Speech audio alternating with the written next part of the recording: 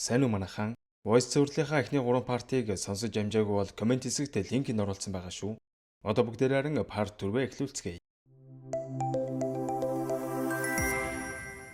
Юу хийсэн мэдэгдэхгүй кофе хамаа намаагүй ууж мансуураад балдрах шахсан хакер маань түүнийг заваагаад байгаа энэ Love 88 гэж бүсгэн IP-ийг шалгаа үзтэл хажуугийн дүүргийн интернет кафе болж таарна. За ингээд энэ гэмт этгээдийг барих гээд Жанхюг Дишиг хоёр яваа очтол нэг охин сууж байна.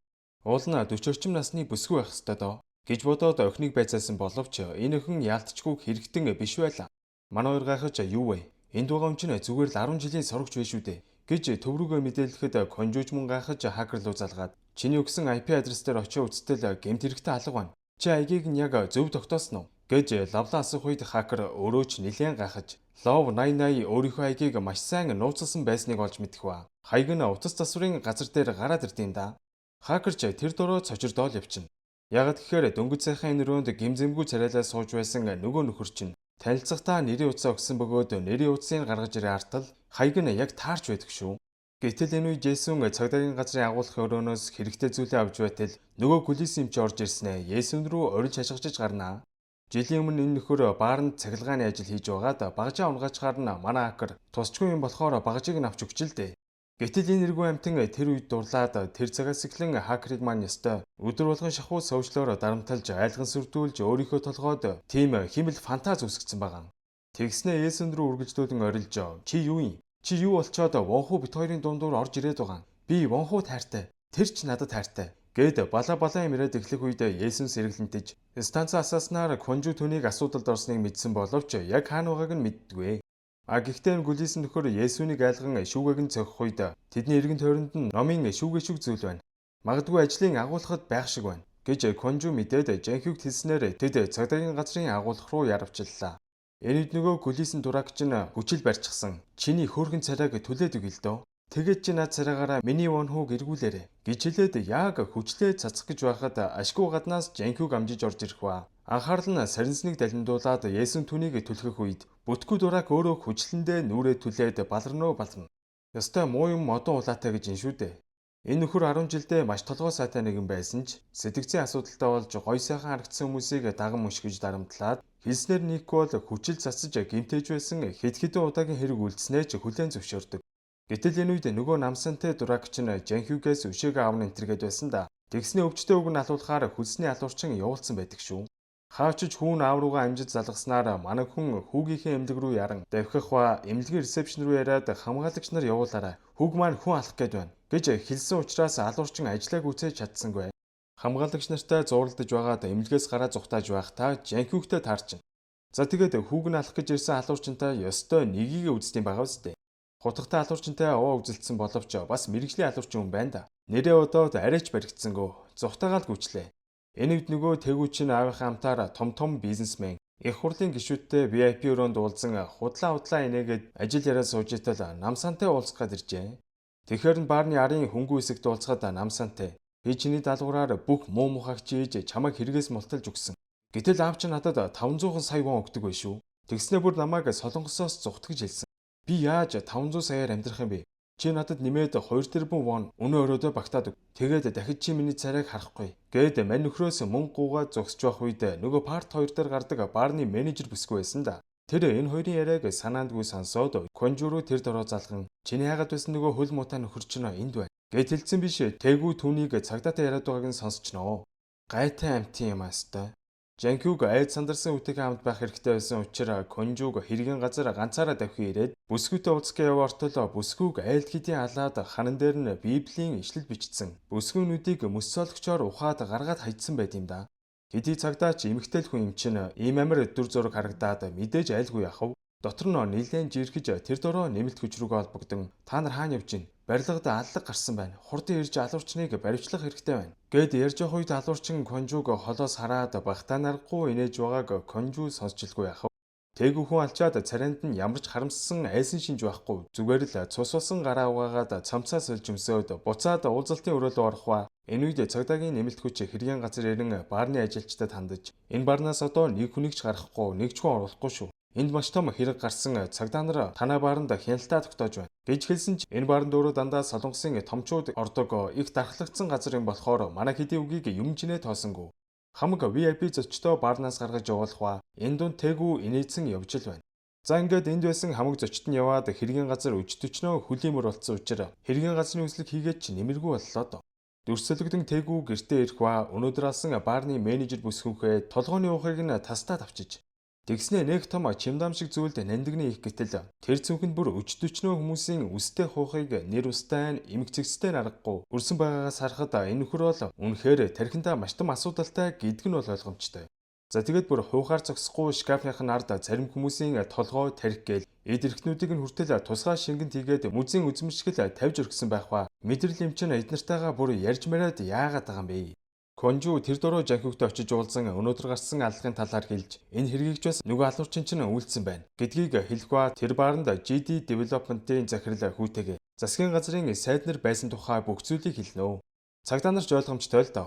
Энэ аллагыг ч бас намсантай үйлдсэн байх гэж шууд хардаж эхлэх бөгөөд нөгөө намсантай чинь хөлсөлсөн алуурчин нь жанхигийн хүүг хөнөөж чадаагүй зогцсон тухай сонсоод бараг боож өгөх нэ.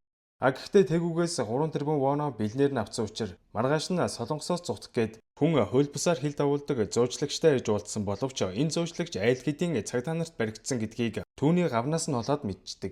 За тэгээд намсантай тэр дороо гаран гүйхэд түүнийг отож байсан жанкиуг араас нь нилээн хөөсөн боловч барьж авч чадсангүй. Хөл мутаал гээд байсан цагаа тулахаар ямар ч хурдан зугттیں۔ Гэхдээ бүрч хоосонгүй. Нэг цүнх хунгаагаад гүйцэн байх бөгөөд доторхын шалгаа үзтэл баахан хүмүүсийн овг нэр дансны дугаар гэх мэт нэлээд чухал мэдээлэл агуулсан дэвтэр байлаа. Дүрсэлэгдэн цагдаагийн 112 дугаарт нэг дуудлага ирэх ба хижээл насны Пекжингүүгээр нэлээд сандарсан олоогоор "Цагдаа, миний толгой иргэд байна. Хурдан цагдаа явуулаарай" гэснээ. "Хойшоо бай. Алив хойшоо бай. Би тэсгийн дэдэр тэслээ" гээд нэг совлог залууг барьцаалцсан халамжийн төвийн дээрээс үсрэнэ гээд бөөм болж идэм да. Нилээн ноцтой сонсогдсон тул Конжу шууд л шуурхаа зарлан Пакван гудамжны Накван халамжийн төвд хүн барьцаасан ярга гарлаа. Эргүүлийн багууд очроо. Тэгэхэд Жанхюг хэргийн газар руу яар явлаа. Энэ үед халамжийн төвийн захирал 10-11-тэй болбоо гэмээр нилээн царайн цайз сөнхөөс өхнөр үлгэр уншуулсан их л хачин байдалтай сууж ах юм. Энэ үед Конжу түн рүү залгаад "Сайн байна уу? Цагдаагаас ирж байна. Танаа нэг өвчтөн дуудлага өгсөн. Пекчингүүгээд тэр өвчтний талаар мэдээлэл өгөөч" гэхэд тэр нөхөр олон жил гэр оронгүй явсан шизофрентэй бас архины амралтай болохоор үргэлжил асуудал үүсгдэг. Сүүлийн хэдэн өдөр чулуу бариад совлогч нар руу дарах гэж хүртэл оролцсон ба байнгын эсэргүүцэл үзүүлээд ер нь хэцүү байсан гинэ. За ингээд захирал өөрөө барилгын дээвэр дээр гарсан боловч нөгөө нөхөр чинь буухгүй гэж зөрүүдүүлсэн хэвээр байх ба удалгүй манайд ч гараад ирлээ. Пекчингүү хутгаа ичих. Бууга дээрээ бүгдээрээ сайхан ярилцъя гэж Жанхюг хэлэхэд өнөөгч нь "Наадуул чи намайг алах гээд байдیں۔ Би энд удахал юм бол алуулна. Намайг аврал та." Энтергээд сонин сони юм яриад эхэлнэ. За тэгээд манай хэд өвгөнд нь итгэж байгаа юм шиг эвтэйг гаргалж байгаад ямартай ч дээврийн тавцангаас нь буулгалаа. Гэтэл совлогч нар түүнийг дарж аваад одоо эмчилгээнд явууллаа. Гээд чирж гултчиж эхлэх үед өнөөгч нь бүр асар их айж "Цагдаа, намайг авраач те. Эдгээр намайг ална штэ. Би явахгүй гэж орилол байна. Амиа орлох гэж байсан хүн 112 руу залгана гэдэг их л сони юм да гэж Конжу дотроо нэлээд гайхаж байсан ч сэтгцэн өвчтөй болохоор өөрийнхөө юу хийж байгааг ч сайн мэдээгүй байх гэж бодон энэ хэрэг хаагдлаа. Энэ үед Пекчингүүг түргэний тэргээр эрчим тэмчилгээний тасаг руу авч явна гэж захирал хэлсэн боловч түргэний машинд байсан хоёр совлогч шал өөр зүйлс ярилцаж байлаа. "Муу хогийн новш, хагалгааны орноос ингэж хол зогтно гинэ чи. Нохоо хүртэл өөхөх өдрөө мэднэ гэдэг шиг яасан овоо новш вэ? Одоохон чамаг аваачаад энэ ертөнцөөс зайлуулахаа мэдье." Энтергээд инээлдэж хөхрөлдөж байсан ч Пекчингүү уцаас алгаагүй байсан тул энэ бүх яриаг нь манай Конжу бүгдийг сонсчлгүй яах вэ? Бүр аман ангаагаад шоконд ороод явчлаа. Үнэхээр түүний хэлээд байсан үнэн бололтой. Тэр дөрөв хакер тандаж байршлыг нь тогтоох үрэг өгдөг. Тэгээд тэр дөрөв Жанхюг руу яриад болсон явдлыг хэлэн түргэний тэргийг дагаж очиод зогсоогоорой. Алив хурдлаарай гэж хэлэхэд Жанхюгчоос гайхаад явчихна. За тэгээд тэр дөрөв түргэний тэрэгний араас явж байх замд дэшиг "Ахаа, Пекчингүүгийн өвчин л хөдөлсөн болохоор эмчнэр нь зүгээр айлах гэж тэгсэн байлгүй дээ. Конжу дарга хэд хачирлаа л тэгж байгаа. Гэт бас илүү өглөөстэй."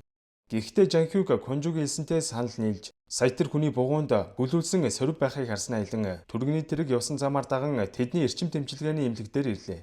Мань хоёрыг ахлах эмч бүсгээ өгтөж аваад Пекчингүүг яаралтай эмчилгээнд оруулах гэж байгаа. Гэт эмнэлгийн өрөөг халтаруулахад Пекчингүүг хэвтэж байх шиг л байлаа.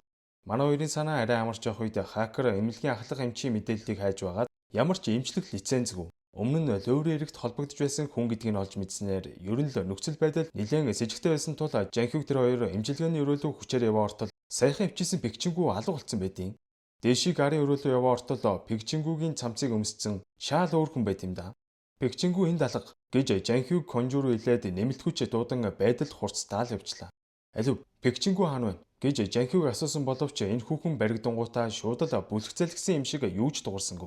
Пекчингүүг хаашаа аваад явчихва гэж гайхаа ярилцаж байхдаа Пекчингүүг буцаад халамжийн төв рүү аваад явсан бололтой гэж Конжу хэлснээр нөгөө орчин буцаад халамжийн төвийн байр руу өдөллөө.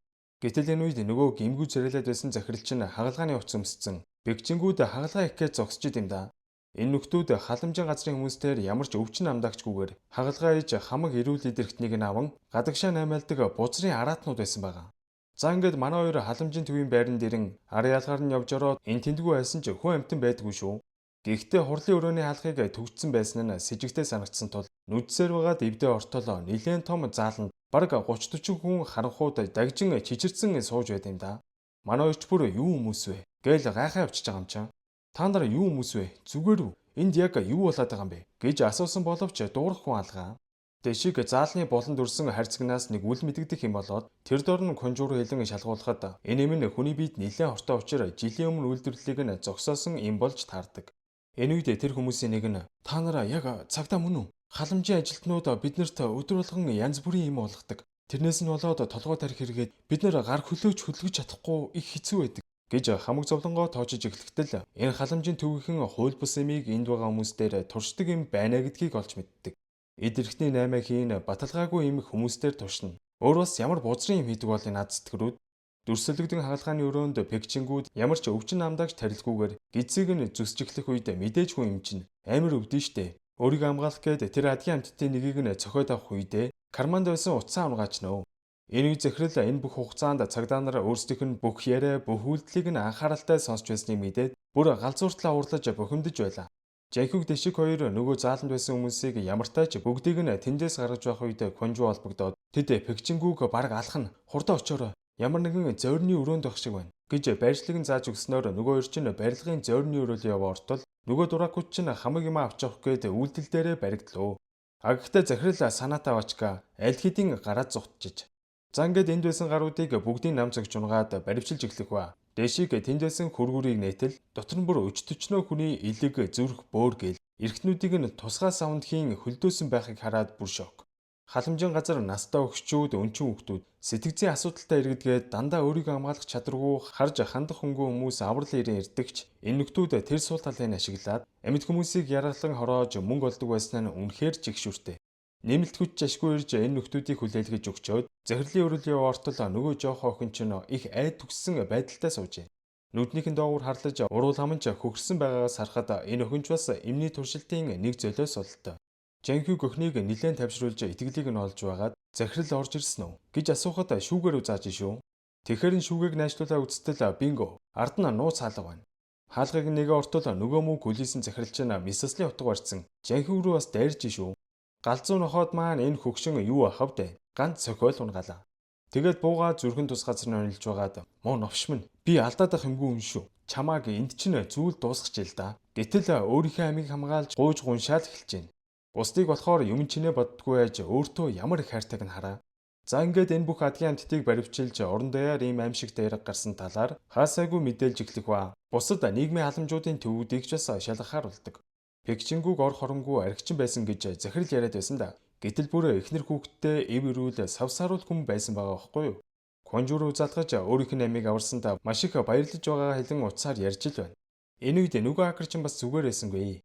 Ажлынхаа хажуугаар Есүнийг нарьцсан л явж сайхан гар.